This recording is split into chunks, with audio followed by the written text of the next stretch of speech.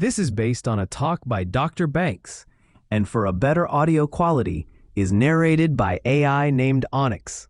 We will begin with Professor David Banks from the Duke University, a national expert in Bayesian methods, machine learning, and risk analysis.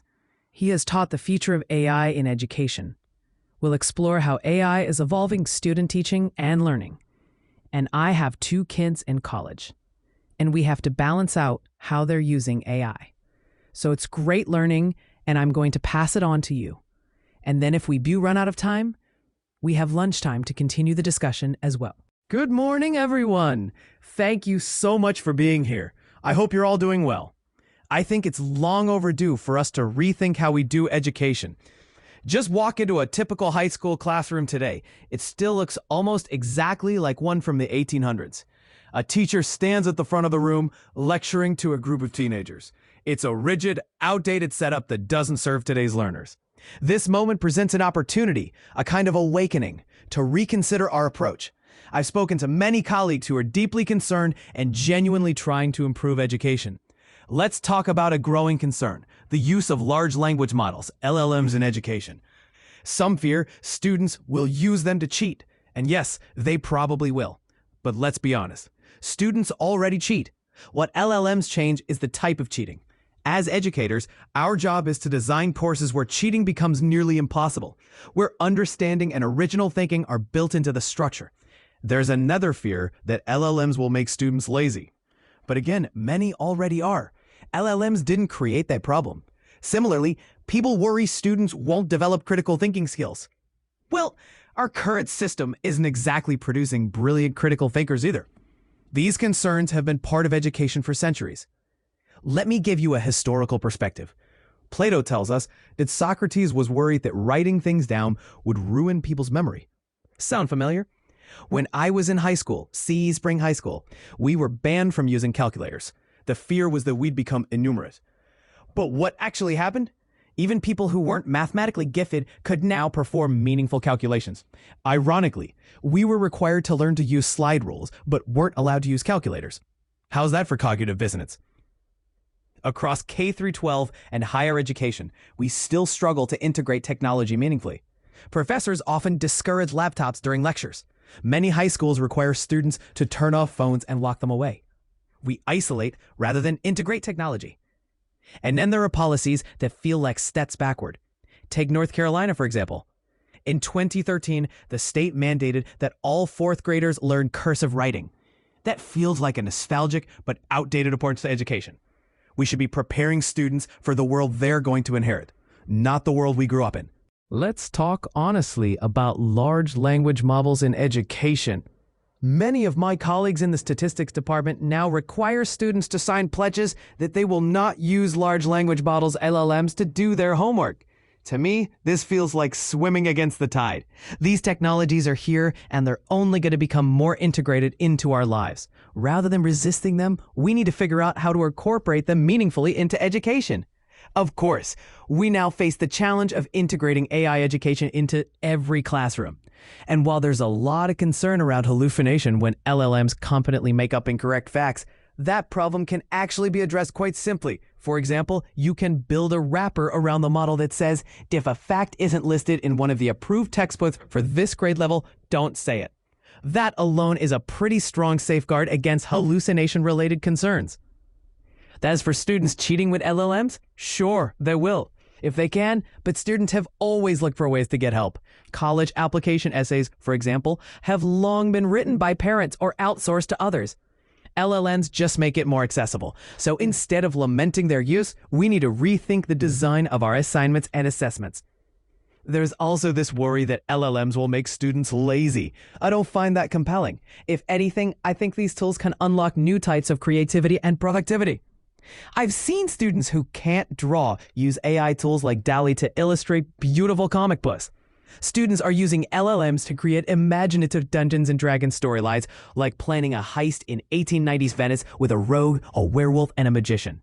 That's not lazy, that's imaginative, personal, and smart. Others are using LLMs to explore quirky math problems like find all numbers whose prime factors sum to 56. It might not win a Felix medal, but it gets students thinking and engaging. Isn't that the point? The real promise of LLMs lies in personalized learning.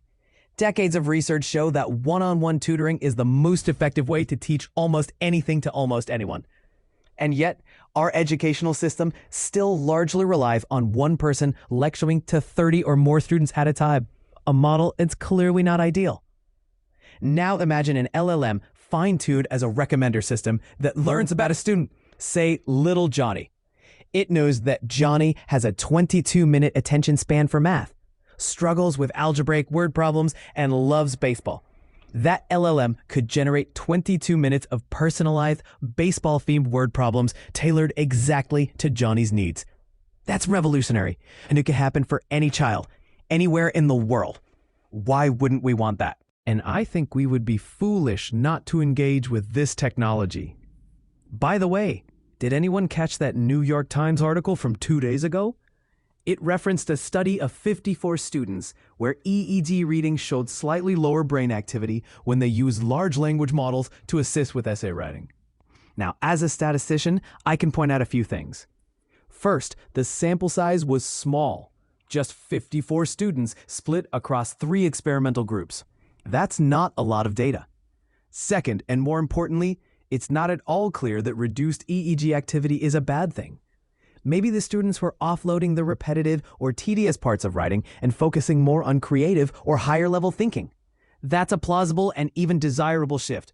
Yet, I hear that some people, like Diller, are going to make a big deal about this at JSM this year. I think that's premature. We should continue to study these things, but we shouldn't rush to conclusions based on early or limited data.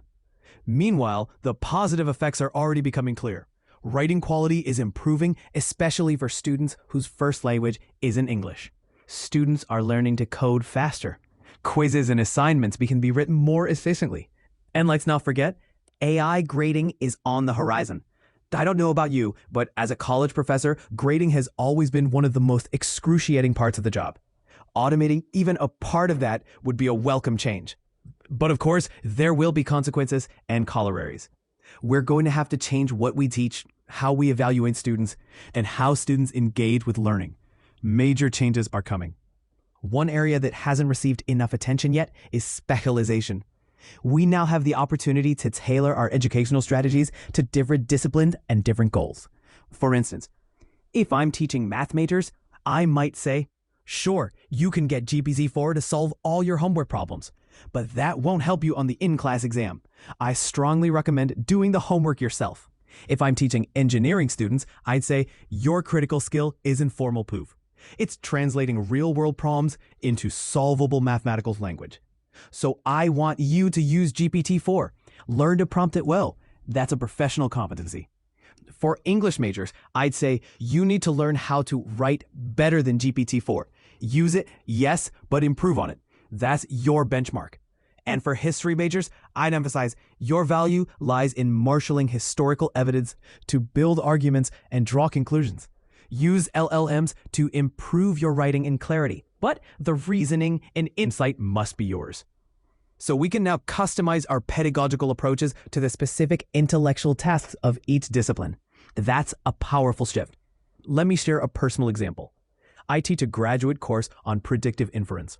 For years, our department has required a final project with a written report, something that simulates the kind of work our students will do in industry.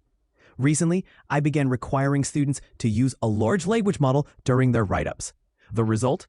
The quality of writing for both domestic and international students is now better than it's ever been.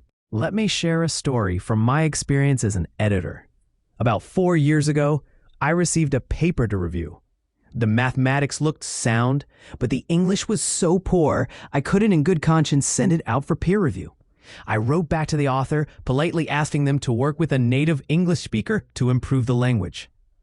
The next day, the revised version arrived. It was flawless, polished, professional, and easy to read. When I thanked the author, they replied, "It's in GPT 3.5. That moment really struck me. Throughout my career, I've seen some of the brightest minds in our field struggle because English wasn't their first language. While large language models don't entirely solve that problem, they come remarkably close. These tools level the playing field for international researchers. They help brilliant ideas get the recognition they deserve just by bridging a linguistic gap. So yes, LLMs are tools, and we should use them. In my predictive inference course, I've also changed how I assign and evaluate final projects. Rather than giving students rigid mathematical problems, I now ask them to consider real-world scenarios. For example, you're working for Uber. Your team wants to improve revenue in Atlanta, Georgia. What's your strategy? Or you're at Amazon, and your goal is to increase the purchase rate of recommended books. How would you approach that? Students submit an 8-page paper explaining their full strategy. And let me tell you, it's incredibly easy to grade these. If a student gives a shallow answer like, I'll run a regression and use lasso to predict purchase rates, that's lazy. I'm looking for students who outline what data they would acquire, how they'd ensure data quality, what exploratory plots they'd make to validate the data, and what modeling approaches they'd consider, starting perhaps with lasso, but critically thinking beyond that. In those essays, I can clearly see their maturity as analysts and their depth of statistical thinking. So yes, we'd had to change the way we evaluate students. But honestly, it's made our jobs easier and more meaningful. Even more importantly, this kind of project reflects exactly the type of work they'll be doing if they go on to careers at places like Amazon or Uber. They'll be solving problems, designing strategies, and using tools like LLMs to do it. This shift is also changing how students learn. One of my former students, Catalina, took a public policy course where the structure was simple but demanding. Read around 100 pages of material before each class and then come prepared to discuss. That's 5 20-page readings before every single class session. Catalina felt this wasn't the most efficient use of her time. So she tried something new. She uploaded the papers into a large language model and asked it to summarize them into a 6-page briefing. Then she used those summaries to prepare for class discussions and exams. The result? She got the highest grade in the class, including a perfect score on the final exam. Her strategy was not only more efficient, it was more effective. This reminded me of a conversation I had years ago with a department chair at Carnegie Mellon.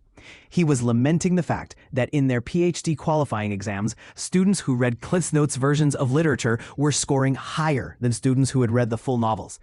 He was frustrated, and understandably so, but the takeaway is important. Sometimes a distilled version of the material can convey the most salient information better than reading all 100 pages line by line. Catalina understood that. And in a world where attention is limited and information is vast, that kind of smart efficiency isn't cheating, it's skillful adaptation. These days, students can use large language models like an interactive Wikipedia. They ask questions, get answers, follow up with new questions. It's dynamic, exploratory, and much more active than passively reading a textbook. And that's a powerful shift. One of my closest friends at Duke has 3 kids who are growing up immersed in this new world. They don't learn the way I did. Sure, they still read novels, but when it comes to nonfiction, like history, they don't sit down with a dense textbook. They learn through Wikipedia and YouTube videos. It's difficult, yes, but it's also effective. And as educators, we need to figure out how to meet them where they are. And here's something that should get our attention. GPT-4 is now connected to Wolfram Alpha. That means it can solve definite integrals, handle systems of equations, generate accurate visualizations, even create plots for professional academic papers. If we're not teaching students how to leverage these tools, we're doing them a disservice. This is a skill they'll need. Let me share a few anecdotes. I have 3 colleagues in political science who for several years have tried to distinguish between student-written essays and those generated by large language models. Initially, they were fairly confident in their judgment. But this year, all 3 admitted they're no longer sure. The writing quality and tone have become so natural that it's nearly impossible to reliably tell the difference. So we have to accept that this is the world we now live in and adapt accordingly. Just recently, I was having coffee with a senior who I'd taught as a freshman. He told me about a dinner he and some freshmen were cooking. He asked one of them to look up a recipe based on the ingredients they had. To his surprise, the freshman didn't go to Google. Instead, he opened a large language model and typed, "Here are the ingredients I have. What can I make with them?" The senior was amazed. In just 4 years, there had been a major shift in how students approach problems and in how they think about searching versus asking. It's a cognitive shift, and it's happening right now under our noses. Even in the creative world, the changes are profound. A creative writing instructor at Yale recently wrote an opinion piece in the New York Times. She described how using large language models freed up her mental energy. She's a working mother, has health challenges, and has to make dozens of mundane decisions every day, from packing school lunches to planning meals. Offloading that mental clutter to a large language model gave her more headspace for what she truly cared about, writing. She explained it beautifully. In creative writing, the first draft is just a sketch. The depth, the character, the nuance, the voice comes in the second and third drafts. A large language model can handle that first pass, leaving the writer to focus on what matters most, the art. And this is happening beyond writing. Students are using LLMs to create art and even movies that would have been impossible without this technology. I mentioned earlier how students are generating comic books, even if they can't draw. Well, I also have a former student, Sachet Menon, now in computer science at Columbia, who's working on text-to-movie generation. Think about that. It used to be prohibitively expensive to make even a short film. Now, with the help of AI, almost anyone can do it. That's not just a tool, that's empowerment. Conclusion: the future is here. We can't ignore it. Large language models are going to change the world. That's not up for debate. And education is no exception. In fact, it may be the field most ripe for transformation. Let's be honest, we've been stuck. We've been teaching the same way for centuries, and to be fair, it's worked reasonably well for a long time. But now we have a new class of tools that aren't just incremental improvements, they're transformational. Sure, we've experimented with technology in education before. Video lectures, automated math problems, online quizzes. Those are helpful, but they don't fundamentally change the nature of teaching and learning. Large language models do. They can personalize instruction, democratize creativity, and support learning in ways we've never seen before. That's the real upside, and it's massive. And let's be clear, there's no putting the genie back in the bottle. Students are going to use these tools. If we don't adapt, if we design our courses in ways that make cheating easy, then yes, they will cheat. But that's not the tool's fault. That's our challenge as educators. We must rethink how we teach, how we assess, and how we support authentic learning in this new world. The potential benefits for both educators and students are too great to ignore. Honestly, it would be negligent not to embrace this change. We need to evolve. That's the future. Now, I understand I may be in the minority on this. My friend Dick, for example, will be speaking soon at the joint statistical meetings in the session on AI and education. And he's going to take the opposite stance, arguing that LLMs are a threat, that we need to resist their use, and that they're eroding academic integrity. He's not alone in that view, and I respect where he's coming from. But I think that perspective is increasingly out of step with where the world is heading. So those are my thoughts, my quick opinions on what's coming. And with that, I've wrapped up a bit early. So I'd love to open it up. Let's take some questions or comments. Audience Q&A and final reflections. Let me offer a few final thoughts before we close. I truly believe we are on the brink of a great leap forward. Imagine a child somewhere remote, say in a village in Peru, who has access to just a basic laptop. With that, they could receive personalized, high-quality tutoring through large language models. That's transformational. Not every child has access to a device yet, but if you look at what's happened over the past decade, especially during and after the pandemic, access has improved dramatically. The trajectory is encouraging. So yes, I agree. The genie is out of the bottle. There's no turning back. And the idea that we can control or contain this at a policy level is at best optimistic, at worst naive. The best we can do is understand how language and cognition are changing, how students are adapting, and how we as educators can respond thoughtfully. Let me share a fascinating anecdote. There's a guy who wrote a 506-page book in just 2 months using a large language model. One of his first steps, he uploaded all of his previously published writing so the model could learn his voice. From there, he asked it to generate new content in his style. Is it perfect? No. Subtlety and nuance still escape these tools. But given the rapid pace of improvement, I wouldn't be surprised if we see models mastering tone and nuance within a year or two. This also gets me thinking about how we teach writing. Sometimes I fantasize about teaching an English composition class, but doing it very differently. I'd assign something like, in the style of Samuel Johnson, write instructions on how to bake a cake. Or, write a 10-page history of Western Europe, then condense it to 5 pages, then reduce it to 2 paragraphs. These exercises wouldn't just teach history or writing, they'd help students find their voice, even while working with or alongside AI. Now to a question about academic honesty. How do I address cheating? Well, first of all, I assume students will cheat on homework if they can. So I try to design around that. My instructions are simple. You may talk to anyone you like. You may use any tool you want, but your final write-up must be in your own handwriting. I don't put much weight on homework grades. Instead, I focus on in-class exams where students are supervised. For freshmen, I also give daily quizzes just to keep the pace steady and reinforce learning. Together, this structure ensures that students stay engaged, even if they're using LLMs outside the classroom.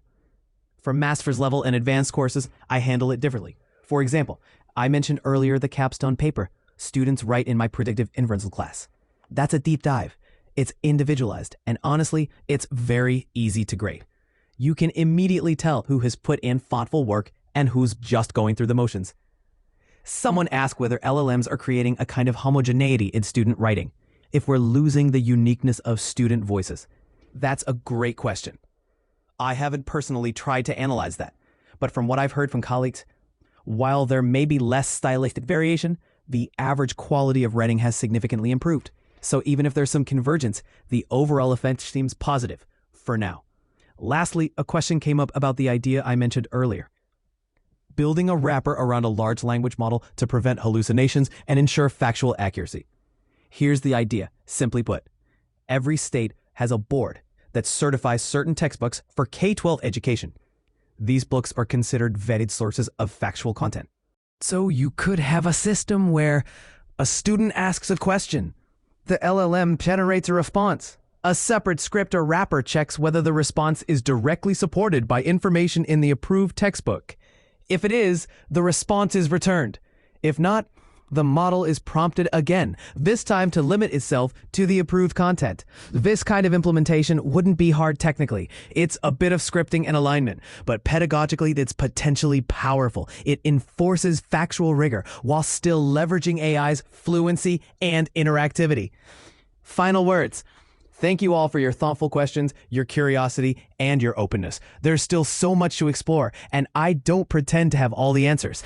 But I do believe this. Large language models are here to stay. And the sooner we adapt, not just reluctantly, but creatively, the more we can help our students thrive in a world that's already being reshaped. Let's keep talking. Thank you.